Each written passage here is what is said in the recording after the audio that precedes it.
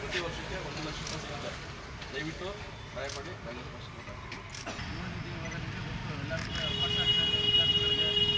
ಮನೆಗೆಲ್ಲ ವಿದ್ಯುತ್ ಶಕ್ತಿ ಫ್ರೀ ಸಿಗ್ತಾ ಇದೆ, ನೋಡಮ್ಮ ಅಲ್ಲಿ ಅದೇನು ಕೇಳಮ್ಮ ಫ್ರೀ ಆಗ್ತಾ ಇದೆ, ನಿಮಗೆ ಎಲ್ಲ ಗೊತ್ತು.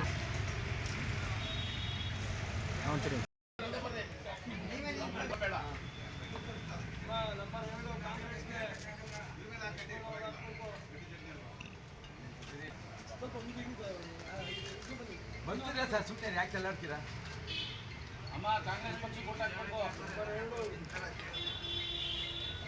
ಕಾಂಗ್ರೆಸ್ ಪಕ್ಷದವೇ ಆದರೆ ಈಗಲೇ ಸ್ವಲ್ಪ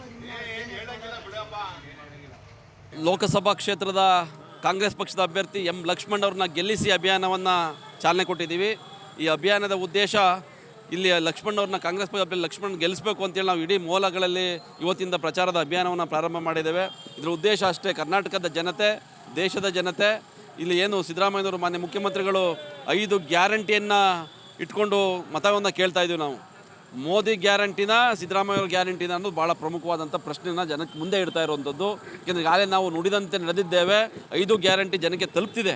ಇಲ್ಲಿ BJP ಅಪಪ್ರಚಾರ ಮಾಡ್ತಾ ಇದೆ, ದಿವಾಳಿ ಆಗ್ತದೆ ಗ್ಯಾರಂಟಿಯನ್ನು ಕೊಟ್ಟರೆ ಅಂತೇಳಿ. ಆದರೆ BJP ಪಕ್ಷದ ಕಾರ್ಯಕರ್ತರು ಕೂಡ ಈ ಗ್ಯಾರಂಟಿಯ ಫಲಾನುಭವಿಗಳು, JDS ಪಕ್ಷದ ಕಾರ್ಯಕರ್ತರು ಕೂಡ ಈ ಗ್ಯಾರಂಟಿಯ ಫಲಾನುಭವಿಗಳು. ಅದನ್ನು ಮೈಂಡಲ್ಲಿ ಇಟ್ಕೊಳ್ದೇ ಇವರು ಸಾರಾಸಗಟಾಗಿ ಅಪಪ್ರಚಾರವನ್ನು ಮಾಡ್ತಾ ಇರುವಂಥದ್ದು.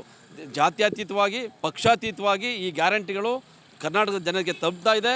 ಸೊ ಆ ಕಾರಣಕ್ಕಾಗಿ ಸಿದ್ದರಾಮಯ್ಯವರ ಗ್ಯಾರಂಟಿ ಆಧಾರದ ಮೇಲೆ ಕಾಂಗ್ರೆಸ್ ಪಕ್ಷದ ಅಭ್ಯರ್ಥಿ ಗೆಲ್ಲಿಸಬೇಕು. ಅದ್ರ ಜೊತೆಗೆ ಕೇಂದ್ರ ಸರ್ಕಾರದಲ್ಲಿ ಮತ್ತೆ BJP ಏನಾರು ಅಧಿಕಾರಕ್ಕೆ ಬಂದರೆ ಜನಕ್ಕೆ ಮತದಾನ ಮಾಡುವ ಹಕ್ಕನ್ನೇ ಕಳ್ಕೊತಾರೆ. ಮುಂದಿನ ದಿವಸಗಳಲ್ಲಿ ಚುನಾವಣೆಗಳೇ ನಡೆಯೋದಿಲ್ಲ ದೇಶದಲ್ಲಿ. 2029ಕ್ಕೆ ನಮಗೆ ಮತದಾನ ಮಾಡುವಂಥ ಹಕ್ಕೇ ಇರೋದಿಲ್ಲ. ಆ ಕಾರಣಕ್ಕಾಗಿ ಈ ಅಪಾಯ ಇದೆ. ಆ ಕಾರಣಕ್ಕಾಗಿ BJP ವಿರುದ್ಧ ಮತ ಚಲಾಯಿಸಬೇಕು ಅಂತೇಳಿ ಭಾಳ ಎಚ್ಚರಿಕೆಯಿಂದ ಜನಗಳು ಈ ಬಾರಿ ಲೋಕಸಭೆಗೆ ಅಭ್ಯರ್ಥಿಗಳನ್ನ ಆಯ್ಕೆ ಮಾಡಬೇಕು. ನೋಡಿ, ಇವತ್ತು ಸರ್ವಾಧಿಕಾರಿತನವನ್ನು ಮೋದಿಯವರು ಪ್ರಚಾರ ಮಾಡ್ತಾ ಇದ್ದಾರೆ. ಏನಂತ ಉದಾಹರಣೆ ತಗೋಬೇಕು ಅಂದರೆ, ಇವತ್ತು ಮೋದಿ ಗ್ಯಾರಂಟಿ ಅಂತೇಳಿ ದೊಡ್ಡದಾಗಿ ಟೈಟ್ಲ್ ಹಾಕೊಂಡಿದ್ದಾರೆ ಅವರ ಪ್ರಣಾಳಿಕೆಯಲ್ಲಿ. ಇಲ್ಲಿವರೆಗೆ BJP ಸಂಕಲ್ಪ ಅಂತ ಇರ್ತಿತ್ತು, ಬೇರೆ ಬೇರೆ ರೀತಿಯ ಇರ್ತಿತ್ತು. ಆದರೆ ಇವತ್ತು BJP ಪಕ್ಷಕ್ಕೆ ಅಸ್ತಿತ್ವನೇ ಇಲ್ಲ. ಮೋದಿಯವರು ಒಂದೇ ಒಂದು ನಾಮಬಲದ ಮೇಲೆ BJP ನಿಂತಿರೋದು. ಆ ಕಾರಣಕ್ಕಾಗಿ BJPನ RSSನ ಸಂಘ ಪರಿವಾರನ ತನ್ನ ಕಾಲು ಕೆಳಗಡೆ ಇಟ್ಕೋತಾರೆ ಮೋದಿ ಮುಂದಿನ ದಿವಸಗಳಲ್ಲಿ. ಸೊ ಆ ಕಾರಣಕ್ಕಾಗಿ ಈ ರೀತಿಯ ಸರ್ವಾಧಿಕಾರಿತನ, ನಿರಂಕುಶ ಪ್ರಭುತ್ವ ನಮ್ಮ ದೇಶಕ್ಕೆ ಅಗತ್ಯ ಇಲ್ಲ.